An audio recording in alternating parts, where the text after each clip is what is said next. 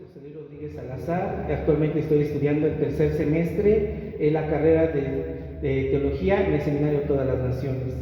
En este momento quiero compartirles el tema: ¿cómo debe presentarse un siervo ante Dios? Y también les comparto una cita bíblica que refiere al respecto, que viene en segunda carta de Timoteo, capítulo 2, versículo 15, que dice lo siguiente: procura con diligencia presentarte ante Dios aprobado, como obrero que no tiene de qué avergonzarse, y usa bien la palabra de verdad. Cuando yo leía estas citas bíblicas, recordaba un pensamiento también muy ligado en internet, que dice igual, te lo cito: la vida es un servir continuo, y eso es lo que proporciona satisfacción, alegría y verdadero sentido a nuestra vida. Servir es el arte supremo. Y el servir es un llamado muy maravilloso que tenemos en la vida. Y nosotros lo cumplimos cuando somos profesionistas, cuando hacemos un trabajo a favor de alguien o hacemos un bien a los demás. Pero cuando nosotros servimos a Dios es aún más valioso. ¿Por qué? Porque estamos siguiendo los pasos del Maestro, que también sirvió al Padre, sirvió a los demás, sirvió a toda persona que acudía a Él, a través de una sanidad, a través de una liberación, a través de predicar a aquellos que no sabían la verdad. Es de esa manera y otras más, Él servía a la humanidad. Y nosotros tenemos que tener en cuenta que al servir seguimos los pasos de Jesucristo, porque Él es el verdadero servidor, y también porque servimos al Dios Padre Todopoderoso, al Dios que está por sobre todo nombre y es santo. Y nosotros debemos de pensar de qué manera nosotros nos acercamos a Dios. Y Pablo, un siervo del Señor que lo reconocía en sus cartas, hablaba con su discípulo Timoteo, que también era servidor de Dios y quien se le había encomendado a la iglesia de Éfeso, y él le daba directrices, le daba enseñanzas y encargos de cómo él debía de dirigirse delante de la iglesia.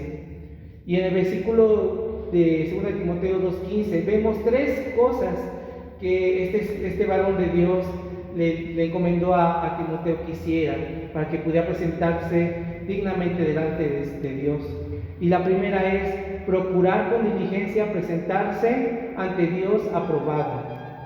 ¿Qué es procurar? Procurar es hacer esfuerzos para cumplir una tarea, hacer todo lo posible para que esa tarea, para que esa encomienda se realice. También habla de ser diligente. Ser diligente es poner nosotros mucho interés, mucho esmero, esforzarnos. ¿Para qué? Para llevar a buen término esa tarea, con rapidez, con eficacia. Entonces, que podamos cumplir con esa obligación, con esa encomienda que se nos da. Y que también nos habla acerca de que debemos de ser aprobados por Dios. O sea, ser aprobado es que Dios nos pueda mirar con buenos ojos, que podamos nosotros presentarnos delante de Él y ser aceptados a su mirada. Y cuando nos presentamos delante de Dios, hay cosas en las cuales Dios aprueba en la conducta de los hombres. Y podemos ver varios ejemplos, cómo podemos ser aprobados delante de Dios. Una de ellas es no buscar la aprobación de los hombres. A veces queremos quedar bien con las personas, pero muchas de esas cosas que la gente por lo regular quiere no es la voluntad de Dios o es lo que Dios aborrece. Entonces no debemos de complacer a las personas por lo que ellos quisieran que nosotros les dijéramos o les habláramos. También nos dice que no debemos de buscar nuestra propia alabanza, no ser orgullosos. A veces queremos que la gente nos admire por nuestro servicio, que lo reconozcan, hacernos notar: no, pues yo sí lo sé hacer mejor que el otro hermano. No debemos de tener esa actitud, no debemos de ser así. Otra cosa también es siendo obedientes, siendo atentos a lo que Dios nos manda, a escuchar la voz de Dios. Dios le agrada a un siervo obediente, un siervo que dispone su vida para el servicio de Dios. Y por último, pues viviendo una vida íntegra, en la luz, en la verdad, no ser uno aquí y uno allá afuera, sino que debemos de estar siempre en la verdad, como Dios nos manda. Otro punto que Pablo le hacía recalcar a Timoteo era, como obrero no tiene de qué avergonzarse. Recordamos que el obrero es una persona que labora, que trabaja a lo que le dice su patrón, tiene que llevar a cabo la tarea que se le encomienda.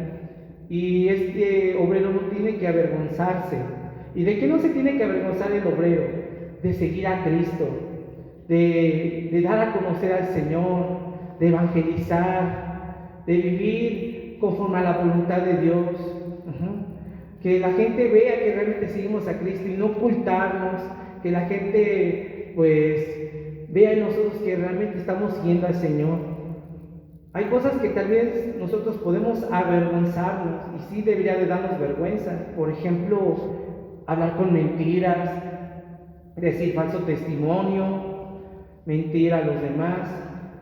Otra cosa es, por ejemplo, vivir una doble vida, el hacer cosas que a Dios no le agradan afuera, pero aquí dentro de la iglesia somos pues así bien portados, no decimos nada. Eso debería de traernos vergüenza. Otra cosa que también genera vergüenza en el hombre es deshonrar a sus padres, como a través de la desobediencia, hablar alteradamente hacia los padres, el no corresponder pues al amor que nos dan pues, siendo diligentes en lo que ellos nos mandan, por ejemplo. Otra cosa es no cumplir con nuestra palabra. A veces somos faltos de palabra, quedamos en algo y no lo cumplimos. Eso también trae vergüenza. Entonces, hay cosas que sí avergüenzan al hombre, pero hay otras que no deberían de avergonzarlo. Y eso es pues, seguir al Señor. Y eso es lo que le estaba planteando Pablo a Timoteo. Un último punto es que debe de usar bien la palabra de verdad. ¿Y qué es usar bien? Usar bien es saber utilizar algo en el momento y en la situación adecuada. Y lo aplicamos en la palabra, dar un consejo firme, un consejo fiel a través de la palabra de Dios en el momento, en la situación adecuada. También usar bien la palabra de verdad es utilizar algo para el propósito por el cual fue creado. Recordemos que la palabra de Dios fue creada para exhortar, para animar, para redarguir y para capacitar al hombre a toda obra de bien. Entonces, ese es el propósito de la palabra. Entonces, cuando nosotros aplicamos la palabra de Dios para un propósito específico, aplicando esto que acabo de mencionarles, estamos usando bien la palabra de Dios. Y por último, no es ser negligente en su uso. A veces nosotros no hablamos la palabra de Dios, hablamos de otras cosas. Eso es ser negligente, no estamos usando bien la palabra. O cuando le damos otra interpretación contraria a lo que la palabra de Dios dice, le metemos de nuestra cosecha. A veces hablamos cosas que son como que tratando de darle otro sentido, y eso es ser negligente con la palabra, con la palabra de Dios, y no estamos usándola bien. Y con respecto a la palabra de verdad, la podemos asociar a tres cosas muy importantes. La primera es la palabra de Dios escrita, que es la Biblia, que es la palabra que inspiró a los escritores santos, que ellos escribieron lo que Dios hablaba y quedó plasmado en la Biblia, que nosotros la leemos y podemos conocer a través de ella a Dios, la verdad y todo lo que Él nos enseña. También la palabra de verdad también puede ser cuando Dios nos habla en el lugar secreto, en la oración, nos habla en los tiempos en los cuales estamos en silencio con Él y nos habla palabra, que esa palabra es inspirada por el Espíritu Santo. El Espíritu Santo nos habla en nuestra vida, ya sea también usando la palabra en conjunto, pero es una palabra que es cierta, que es verdadera y que podemos creer y confiar porque viene de Dios, siempre y cuando sea del Espíritu Santo la que nos las da.